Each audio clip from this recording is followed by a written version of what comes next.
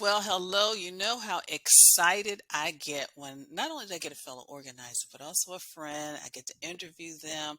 And this is a great time to really focus on our digital life. Now, this is one of two parts. So you got to listen to both of them. I'm so excited because I have Dana L'Oreal Morales, the happiness bucket. She is here to teach us on this episode really just how to organize our personal digital life, because in the next episode she's going to talk about our business and our, of course, professional life. So Dana, thank you so much for joining us. You are welcome. I'm glad to be here as usual. So before we get started in the organizing, I want you to share what made you decide to become a professional organizer. I really believe it's my calling. I am by trade, I'm a project manager, and I previously was a legal assistant prior to becoming a project manager. And one scenario, and I tell this story all the time, of coming in and working with a new attorney. First week, walked in, for interview, walked in, had to turn to the side to get in her office, and she was amazed that I didn't run out the door. And I explained, I was like, because I knew it wasn't going to stay that way. There's no way that I could work in that environment, and I know you can't be, effective in that environment. And that's just the way that my brain worked. And so within a week, we got her completely organized to the point that attorneys were taking field trips to see her office. I mean, that's just how big of an impact. And it changed her whole day-to-day operations in the way that she worked. And that is what I love bringing to people's lives.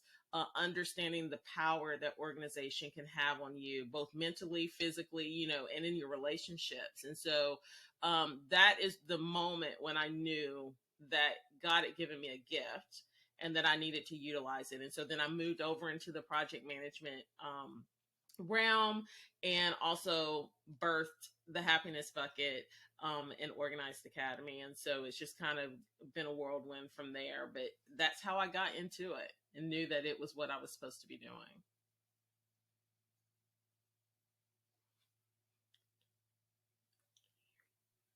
I Janet, I can't hear you.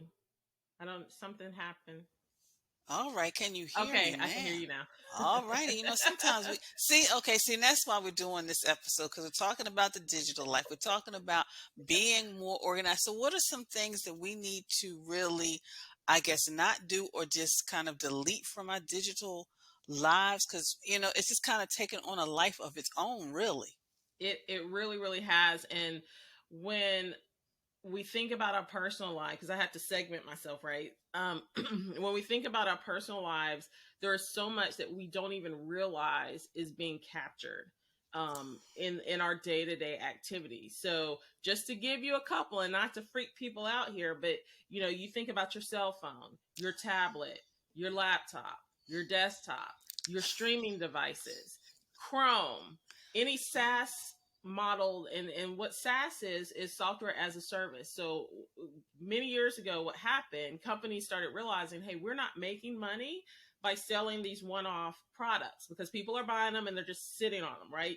Who bought Microsoft and just loaded it on their computer, whatever they bought their computer with, and that's all they ever used, right? They never went out and bought something else. And so they now started adding this software as a service model where you're paying as you go.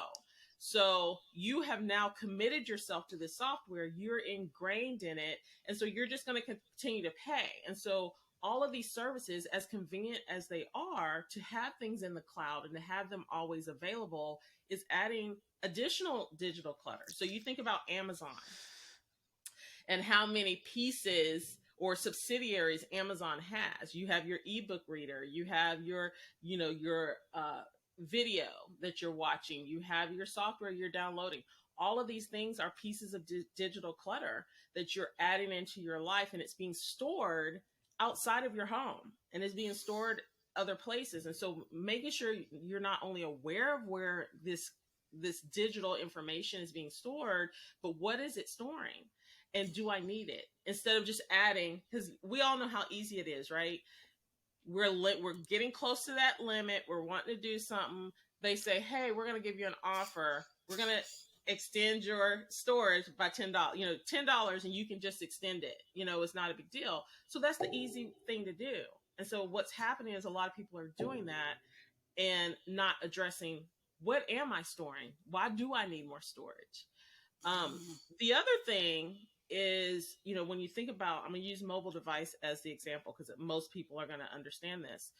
You take photos, you take some pictures, and most of us never just take one picture. We usually take two or three, right? I'm And we guilty. pick the best one and we send it to everybody. So we've already duplicated that image, the good image, to everybody. But those bad images are still sitting on our phone. And most people, myself included, don't just go in and start deleting the bad ones immediately. So your phone is housing good and bad images that have already kind of started going out to other places. If your phone is backed up, which a lot of us have an automatic backup to the cloud, that has duplicated it, right? So now think, okay, I want to share this image. I want to send it to my house.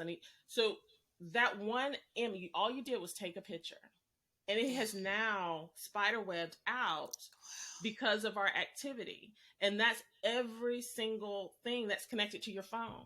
Think about, your Chrome browser is connected to your phone. And if you have that one setting turned on that says, hey, replicate this to wherever I use Chrome, it's being replicated.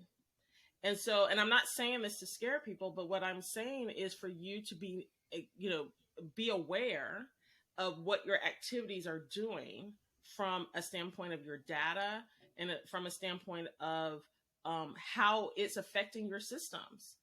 Because who wants to go to take a picture and it tells you your stuff is full? you know? And I'm guilty. I'm guilty. I'm the one who's guilty because when I see that and it's like, oh, but if you do this, pay this, you'll have more. So therefore, I just pay more. And I'm Hmm. guilty of not really going in and really deleting when I should. So yeah, I'm Right. glad that you And I mentioned mean, you think about it, let's say it's your phone, right? And you add it there. But if you have it backed up somewhere else, that also has a cap on it. And so you could be paying for double storage in two places for what? For what? that.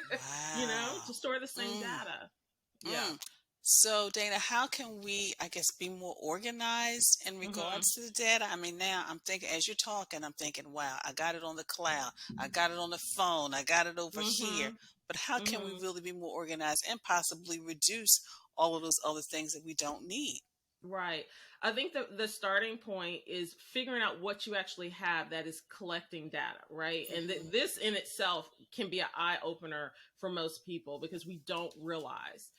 So really starting there, I think really picking a home base of saying where does this belong? So sticking with the photo, because I think everybody can relate to that.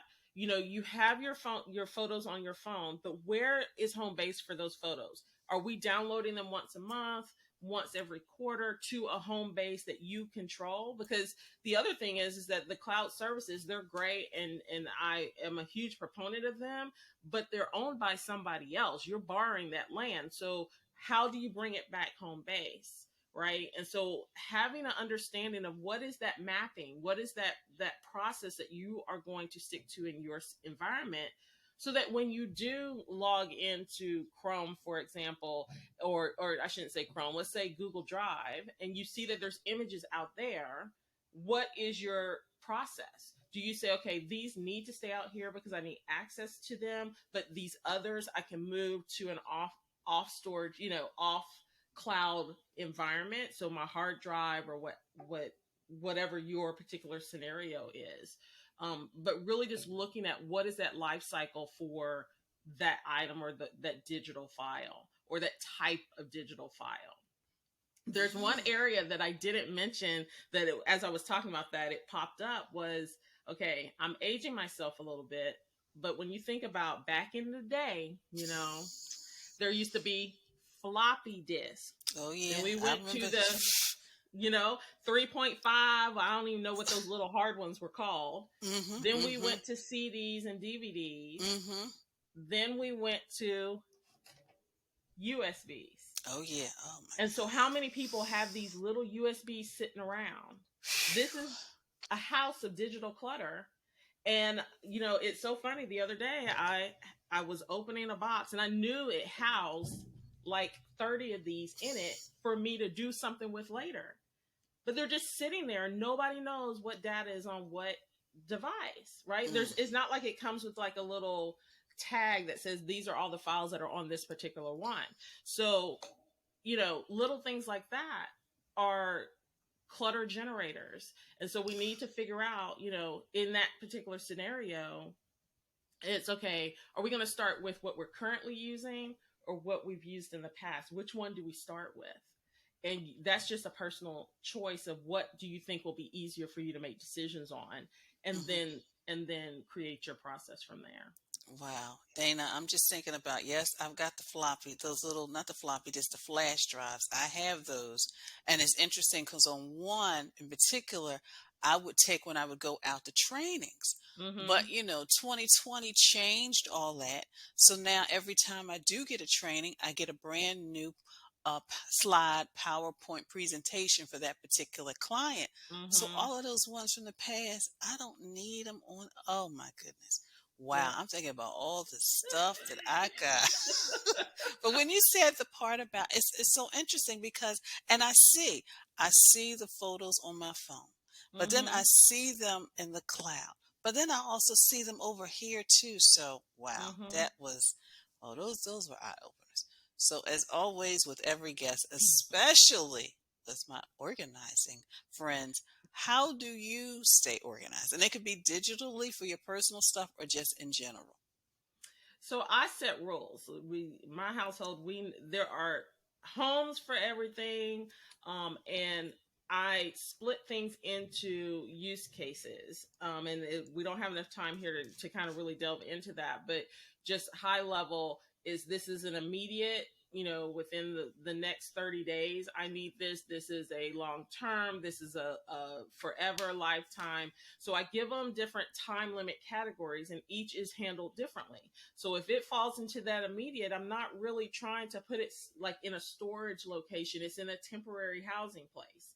If it's something that is supposed to be kept forever, I'm giving it a forever home, and that's where it goes. There's no holding place, there's no intermediate. It goes to where it belongs. And I think when you start creating these rules for your life and for the actions that you're taking, it's going to make it so much easier for you to go through and call out and to even consolidate, because a lot of times that's really what you have to do first is get into the consolidation and then declutter. We all know, from as organizers, that's you got to sort the stuff first, but you're sorting this one thing, and yeah, you can tackle that one thing, but what's easier to cull and get everything in one place so that you can tell, oh, I've multiplied this file 5 times. I only need one of them, versus, okay, I'm going to do it in this one location and then I'm going to do it over here, right? So creating those roles, I think, is going to be the number one thing that anybody's going to want to do, Mm, and then mm, mm. tackle it Con- from there. Consolidate, then declutter. I love it. I Mm-hmm. love it. Mm-hmm. So, Dana, how can people connect with you? Well, I am Dana LaRieal Morales on LinkedIn, Facebook, and Instagram. Instagram's kind of like my home of choice, but all three areas I am active.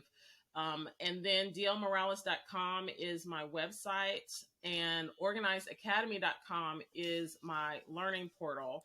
And on that, Janet, I have a course called How to Tackle Electronic Clutter. So that's a really good beginning ground for anybody who's listening to this and is like, wait a second. Hmm. I need to tackle this and I need to get my head wrapped around it. I think that's a really good course for any of your listeners who want to can take. And I have a coupon code for your listeners. If they just put in eClutter, they will get a 20% discount on that course. And I'll send you the link and everything for the show notes, Janet. And wonderful, wonderful. And like you said, I'm gonna have them in the show description. So make sure you take advantage of that coupon code. Mm-hmm. Well, Mm-hmm. of course, as I shared, this is just part one.